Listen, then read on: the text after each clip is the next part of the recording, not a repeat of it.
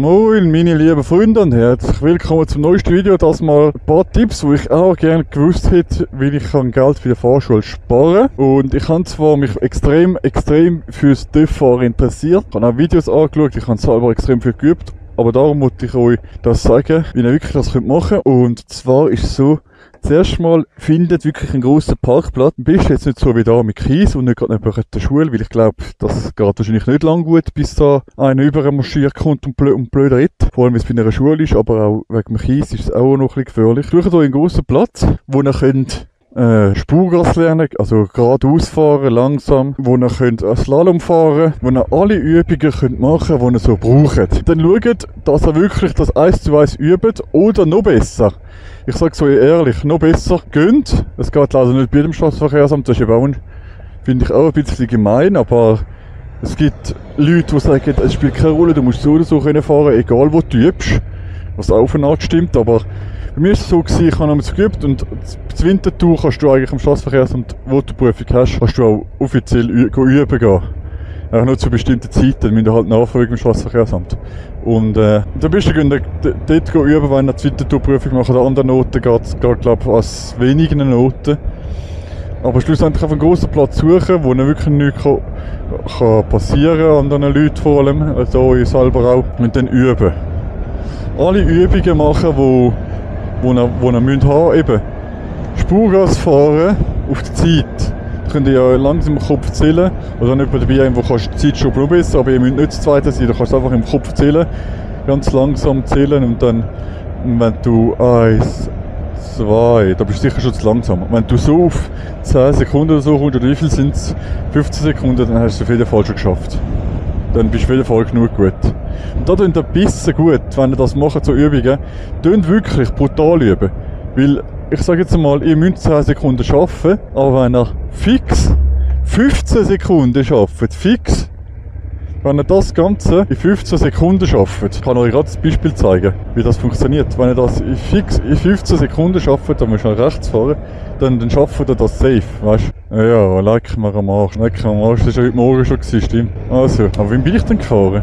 Durch da durch und da. Ich weiss das gar nicht mehr. Boah, muss so einen krassen Umweg machen. Ich zeige so jetzt gerade, wie das so ist mit dem Fahren. Also eben, wenn er jetzt, ich weiss nicht mehr, wie viel das ist. Ich blende euch jetzt ein, was man alles muss können an der Prüfung. Und da seht ihr jetzt auch, wie viele Sekunden das man muss fahren können, wie das ganz genau funktioniert. Ich kann ein bisschen beschleunigen.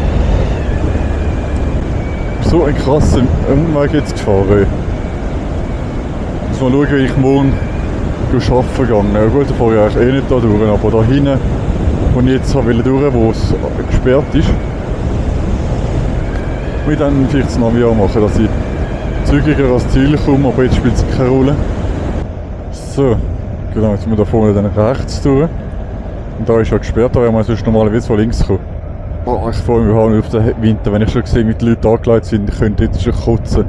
Boah, ich könnte schon kotzen, wenn man den Job, den der hat, so etwas. Das kann ich auch so stehen.